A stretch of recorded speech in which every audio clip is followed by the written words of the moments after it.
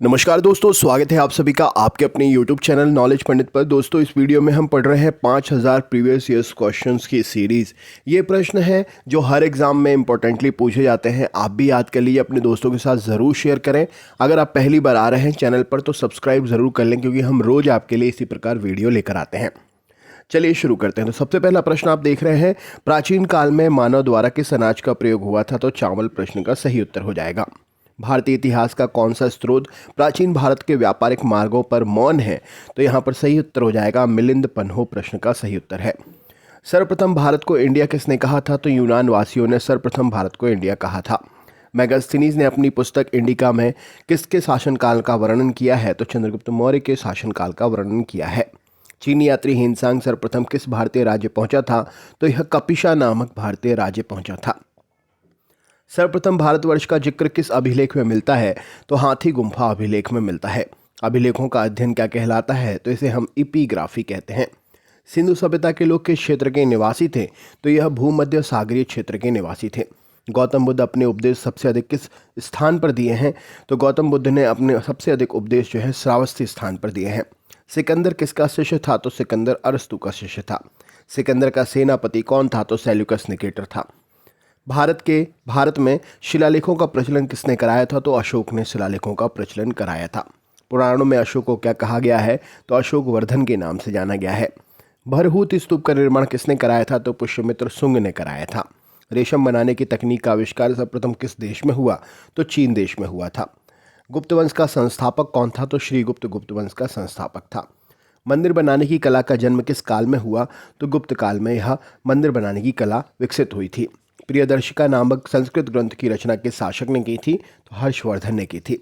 नागनंदा नामक संस्कृत नाटक की रचना किस शासक ने की थी? तो यह भी हर्षवर्धन ने ही की थी। अजंता की गुफा किस धर्म से संबंधित है? तो यह बौद्ध धर्म से संबंधित है। सुदर्शन झील का पुनरुद्धार किसने कराया? तो स्कंदगुप्त ने कराया था। पुनश्चलन का सिद्धांत किसने प्रतिपादित किया था? तो रीड ने यह सिद्धांत प्रतिपादित किया था। पुनश्चलन का सिद्धांत किससे संबंधित है? तो यह भूकंप से संबंधित है। पृथ्वी की आंतरिक संरचना की जानकारी प्राप्त करने का मुख्य स्रोत क्या है? तो भूकंप विज्ञान है। भूगर्भ में जिस स्थान पर भूकंपीय तरंगों की उत्पत्ति होती है उसे हम क्या कहते हैं? तो उसे भूकंप का केंद्र कहते हैं। कौन सी भूकंपीय तरंगें सबसे अधिक क्षति पहुंचाती हैं? तो दीर्घ पृष्ठीय तरंगें सबसे अधिक क्षति पहुंचाती हैं। अंतरसागरीय भूकंपों द्वारा उत्पन्न समुद्री लहरों को क्या कहते हैं? तो इन्हें हम सुनामी कहते हैं। सुनामी का मुख्य कारण क्या है? तो भूकंप सुनामी का मुख्य कारण है। विश्व के सबसे अधिक भूकंप किस पेटी में आते हैं? तो परिप्रशांत महासागरीय पेटी में आते हैं। सुनामी किस भाषा का शब्द है? तो यह जापानी भाषा का शब्द है। भूकंप की तीव्रता किस स्केल पर मापी जाती है? तो रिएक्टर स्केल पर मापी जाती है। भूकंप का अध्ययन विज्ञान की किस शाखा के अंतर्गत करते हैं? तो सिस्मोलॉजी के अंतर्गत करते हैं। सिस्मोग्राफ किसे मापने के लिए प्रयोग किया जाता है? तो भूकंपीय तरंगों को ग्राफ के रूप में सिस्मोग्राफ मापता है। समान बर्बादी वाले स्थानों को मिलाने वाली रेखा क्या कहलाती है? तो इसे सहभूकंप की रेखा कहते हैं। प्रशांत महासागर के 68% भूकंप क्षेत्र को क्या कहते हैं? तो इसे अग्नि वलय कहते हैं। भूकंप की कौन सी घटना धरातल पर घटित नहीं होती बल्कि जल में होती है? तो सुनामी घटना होती है। धरातल पर जहां सर्वप्रथम भूकंप का अनुभव किया जाता है उसे क्या कहते हैं? तो उसे भूकंप अधिकेंद्र कहते हैं। भूकंप मापी तरंग जो यंत्र है उसके अनुसार एक वर्ष में सामान्यतः कितने भूकंप आते हैं? तो 8000 से 10,000 तक भूकंप आते हैं। जिस स्थान पर भूकंप की उत्पत्ति होती है उसे क्या कहते हैं? तो उसे भूकंप मूल कहते हैं।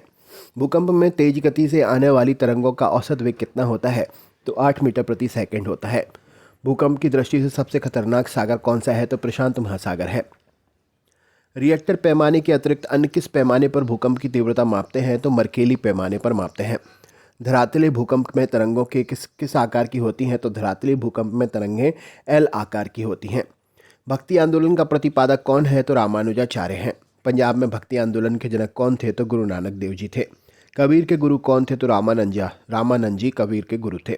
कबीर का जन्म कहाँ पर हुआ? तो लहरतारा काशी में कबीर का जन्म हुआ था। कबीर की मृत्यु कहाँ पर हुई थी? तो मगहर संत कबीर नगर के नाम से अब जाना जाता है, जो कि उत्तर प्रदेश में है।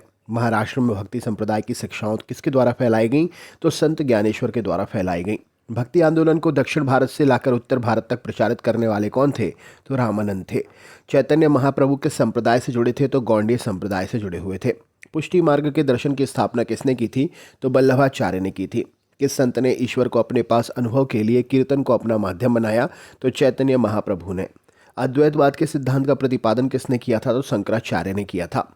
भक्ति आंदोलन के दौरान असम में भक्ति आंदोलन का किसने किसने चलाया था? तो शंकर देव जी ने चलाया था। गुरु नानक का धर्मोपदेश क्या था? तो मानव बंधुत्व गुरु नानक का धर्मोपदेश था। किस भाषा को लोकप्रिय बनाने के लिए चंडीदास ने योगदान दिया है? तो बंगाली भाषा को लोकप्रिय बनाया है। रामानुज के अनुयायी क्या कहलाते थे? तो रामानुज के अनुयायी को वैष्णव कहा जाता था। बीजक के रचयिता कौन है? तो कबीर दास जी बीजक के रचयिता है। महात्मा बुद्ध और मीराबाई के जीवन दर्शन में कौन सी मुख्य समानताएं थीं? तो संसार का दुखपूर्ण होना मुख्य समानताएं थीं। प्रसिद्ध भक्ति रस कवयित्री मीराबाई किसकी पत्नी थीं? तो राजकुमार भोजराज की पत्नी थी। यदि संस्कृत मातृभाषा है तो क्या मेरी मातृभाषा दस्यु भाषा है? यह किसका कथन है? तो यह एकनाथ का कथन है। भक्त तुकाराम किस मुगल सम्राट के समकालीन थे? तो जहांगीर के समकालीन थे। एक संत ने अपने भक्ति संदेशों के प्रचार के लिए हिंदी का प्रयोग किया, तो रामानंद जी ने हिंदी भाषा का प्रयोग किया था। शिवाजी के आध्यात्मिक गुरु कौन थे? तो रामदास जी थे। दास बोध के रचयिता कौन है? तो रामदास दास बोध के रचयिता हैं। गुरु नानक का जन्म कब हुआ था? तो 1469 में गुरु नानक का जन्म हुआ था। गुरु नानक का जन्म कहाँ पर हुआ था? तो तलवंडी नामक स्थान पर हुआ था। सिख धर्म का संस्थापक किस गुरु को माना जाता है? तो गुरु नानक देव जी को माना जाता है। अमृतसर शहर का निर्माण किसने कराया था? तो गुरु रामदास जी ने कराया था। किस धर्म गुरु को इस्लाम न अपनाने के कारण अपना शीश कटवाना पड़ा था? तो गुरु तेग बहादुर सही उत्तर हो जाएगा। महात्मा गांधी के प्रिय भजन जो पीर पराई जाने रे के रचयिता कौन है? तो नरसिंह मेहता जी हैं। नरसिंह मेहता कहाँ के प्रमुख संत थे? तो ये गुजरात के प्रमुख संत थे। असम का चैतन्य किसे कहा जाता है? तो शंकर देव को कहते हैं। मुगल शासक मोहम्मद शाह किस संप्रदाय का अनुयायी था? तो शिव नारायण संप्रदाय का अनुयायी था। गुरु नानक का जन्म स्थल तलवंडी नामक स्थान अब किस नाम से विख्यात है? तो यह ननकाना साहब के नाम से विख्यात है। रामचरितमानस ग्रंथ की रचना किसने की? तो तुलसीदास जी ने की थी। तुलसीदास जी का जन्म कहाँ पर हुआ था? तो बांदा जिले के राजापुर गांव में हुआ था। रायदासी संप्रदाय किसके द्वारा स्थापित हुई थी? तो रैदास के द्वारा यह संप्रदाय स्थापित हुआ था। रैदास किसके शिष्य थे? तो यह रामानंद के शिष्य थे। निपख नामक आंदोलन किस धर्मगुरु ने चलाया? तो दादू दयाल ने चलाया था। सिखों के 10वें गुरु कौन थे? तो गुरु गोविंद सिंह जी सिखों के 10वें गुरु थे।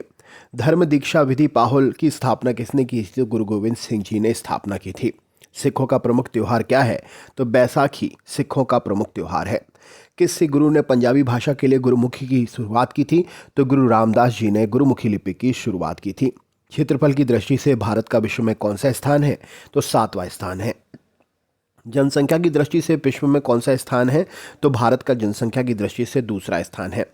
भारत के उत्तर में कौन से देश हैं? तो चीन, नेपाल, भूटान देश है। भारत के पूर्व में कौन सा देश है? तो बांग्लादेश है। भारत के पश्चिम में कौन सा देश है? तो पाकिस्तान भारत के पश्चिम में है।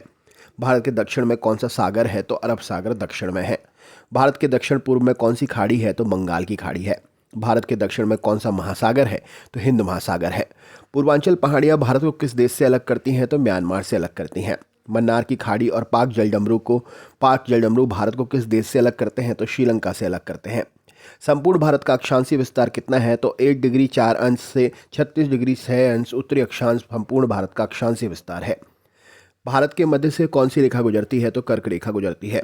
भारत के उत्तर से दक्षिण तक का विस्तार कितना है? तो 3214 किलोमीटर उत्तर से दक्षिण तक का विस्तार है। भारत से पूर्व का पश्चिम का विस्तार कितना है? तो 2933 किलोमीटर पूर्व से पश्चिम का विस्तार है। अंडमान निकोबार द्वीप समूह कहाँ पर है? तो बंगाल की खाड़ी में है। तो दोस्तों ये थे आपके क्वेश्चंस। ये सीरीज़ आपको कैसी लग रही है कमेंट करके ज़रूर बताएं। पूरे क्वेश्चंस स्पीड में मैंने कराए हैं, तो आप अपने दोस्तों के साथ ज़रूर शेयर करिए। मिलते हैं नेक्स्ट वीडियो में, तब तक के लिए बहुत बहुत धन्यवाद।